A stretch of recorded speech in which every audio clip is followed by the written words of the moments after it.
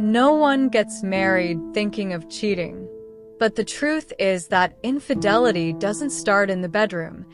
It begins in the details, in the absences, in the unspoken words, and in the glances that last a second longer than they should. In the beginning, he was just a friend of my husband.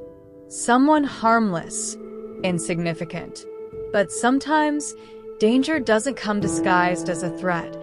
It shows up with a smile, a casual conversation, an out-of-hours message. And by the time you realize it, you've crossed a line that maybe can never be uncrossed. I know what you're thinking. That would never happen to me. But would it really? How many times have you heard stories of infidelity that seemed improbable? How many seemingly happy marriages have hidden forbidden confessions for years?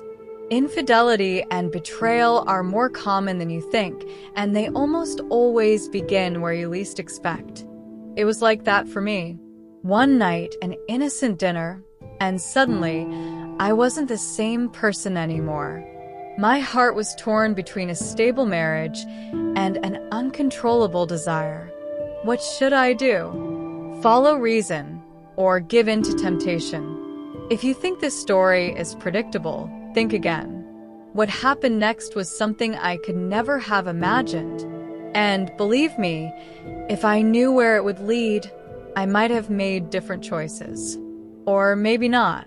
Because some passions are like fires, devastating, dangerous, but impossible to ignore. Are you ready to find out how it all ended?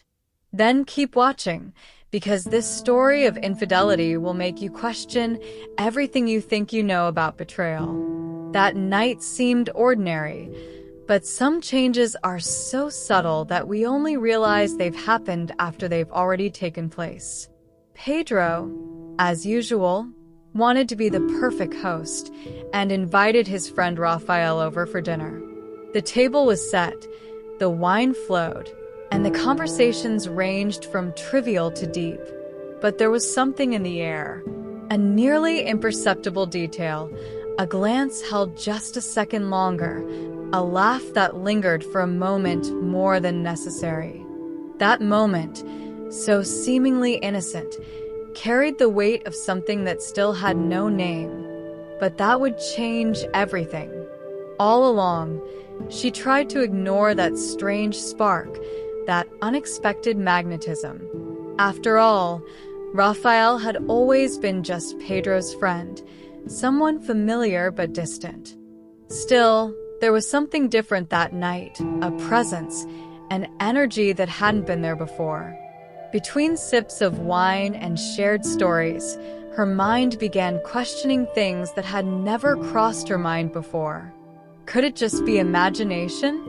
Or was it the absence of Pedro in her marriage that made her see Rafael in a different way? She laughed at one of his jokes, and for a moment, she felt something she shouldn't. The truth is, often infidelity begins silently, with small deviations that seem harmless. An unexpected connection, an exchange of glances that lasts a little longer, a simple "it was nice to see you today" that carries a hidden meaning. At that moment, she didn't know it, but she was about to enter dangerous territory, where the line between friendship and betrayal is much thinner than it seems. At first, it was just trivial conversations, casual message exchanges that any friend might have. But there's a subtle line between what's innocent and what's dangerous, and it was crossed without anyone noticing. At first, it was just jokes, comments about the dinner night, until, slowly, the words became more intimate. He made her laugh in a way Pedro hadn't in years. And the truth is, when someone starts filling the voids left by another person, a new space opens up for something even more intense and more forbidden. Days passed, and Rafael's messages became a constant. He always seemed to know just what to say, always sending the right text at the right time. Meanwhile, Pedro was more absorbed in work, endless meetings, and commitments that always came before her. The marriage, once solid, now seemed made of thin glass, ready to crack with the slightest impact. And Raphael, with his engaging manner, became the perfect escape. It was easy to justify. It's just a conversation. It doesn't mean anything. There's nothing wrong with talking to a friend. But was it really just that? The danger of messages is that they create a false sense of intimacy, a parallel world where only two people exist. And the more she opened up to Raphael, the more she realized how invisible she felt beside Pedro. It was like, after so much silence, someone had finally pressed play on her life again. But was this a reunion with herself, or just the beginning of a path with no return? Pedro traveled for work, and his absence seemed like an invitation for the unthinkable to happen. At first, she tried to ignore the anxiety she felt when she saw Raphael's name on her phone screen. But when she finally replied, the conversation flowed so naturally it felt inevitable. An invitation came, casual and without pressure. Want to grab a coffee? It was just a coffee, right? But deep down, both of them knew that encounter carried a silent promise, a promise already made in the subtext of every message exchanged over the past few weeks. The moment their eyes met in person was different from any other time. The desire, which had once been hidden under carefully chosen words, was now laid bare. The touch was an accident, but neither of them pulled away. In that instant, she felt something she hadn't felt in years, life. It was like waking up from a deep sleep, like becoming the woman she once was before marriage, before the routine, before invisibility. And before she knew it, there was no going back. The coffee became an embrace, the embrace became a kiss, and the kiss became a night that would change everything. But the euphoria came with an unbearable weight. Lying next to Raphael, she felt a mixture of ecstasy and guilt that consumed her from the inside out. Yes, there was passion, desire, and a flame that hadn't burned in a long time. But at the same time, there was Pedro, the husband who, despite being distant, had never betrayed her. What started as a moment of rediscovery was now turning into an emotional storm. And the question echoing in her mind was inevitable. How do you move forward after crossing that line? Time passed, but the doubt remained. Raphael didn't want to just be a secret anymore, a story of infidelity hidden between sheets and hidden messages. He wanted a decision. Either me or Pedro. Simple, direct, cutting. But how do you choose between the safety of a marriage built over the years and the intensity of a forbidden love? Her mind wavered between moments of affection with Raphael and the history she shared with Pedro. Between the passion that made her feel alive and the promise she had once made in front of everyone. Her heart was at war with itself. Pedro, unaware of the betrayal, continued his routine, distant but present. He was the man with whom she had built a life, shared dreams, and faced challenges. Then there was Raphael, the spark, the novelty, the irresistible danger. And then came the question no one wants to face. Is love about stability or intensity? How many marriages survive without that overwhelming emotion? How many lovers resist when passion turns into routine? She found herself in a dilemma that many people face, but few speak about. The choice between the predictable and the unpredictable. Every ignored message from Raphael felt like a silent goodbye.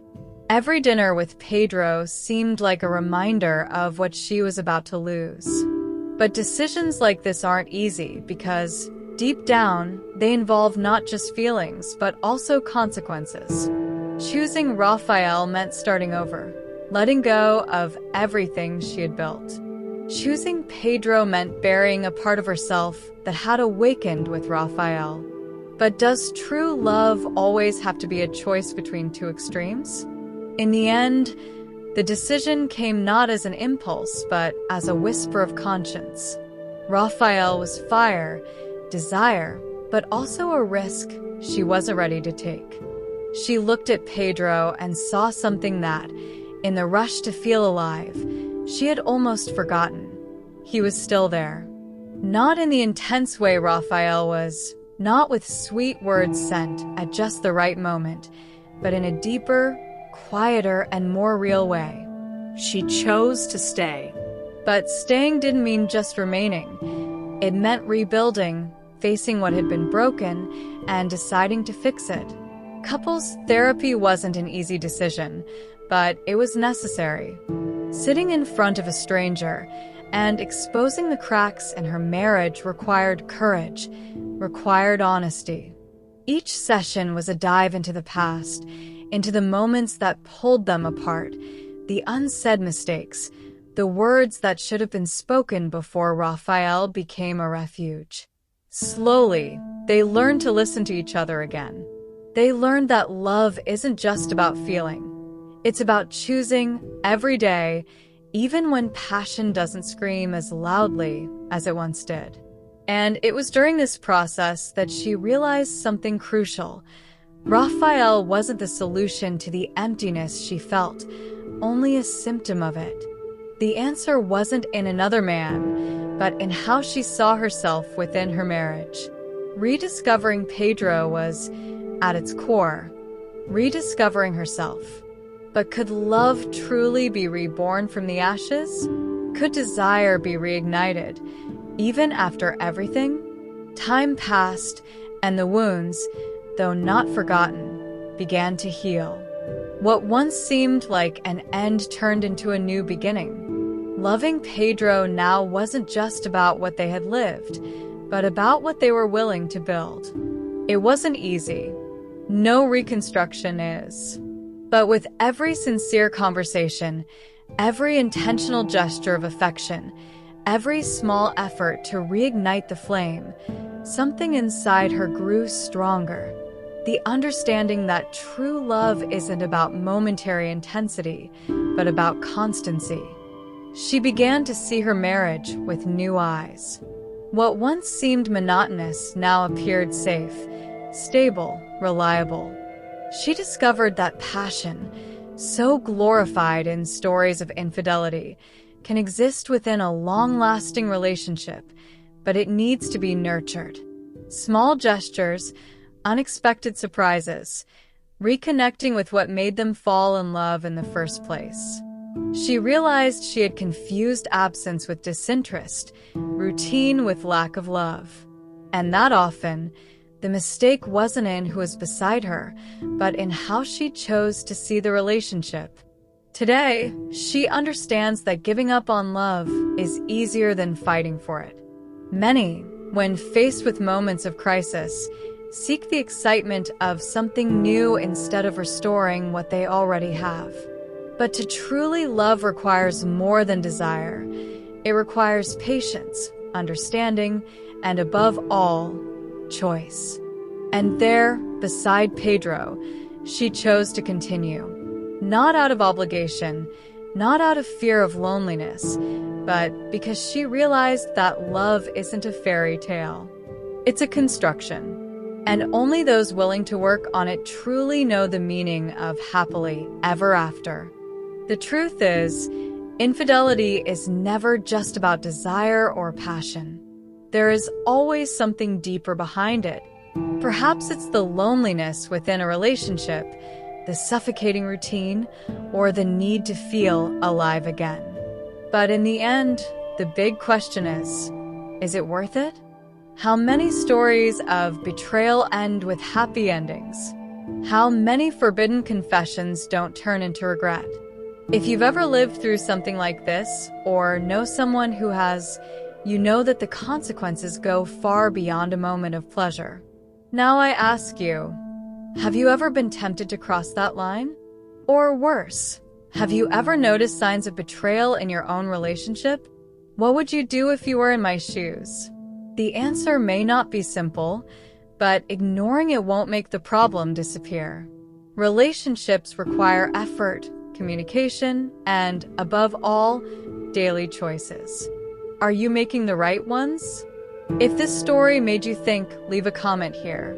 I want to know your opinion on this. After all, how many people live similar situations without even realizing it? And if you want to keep learning more about infidelity and betrayal, subscribe to the channel and turn on notifications. There's a lot that no one tells you about this topic, and you won't want to miss it.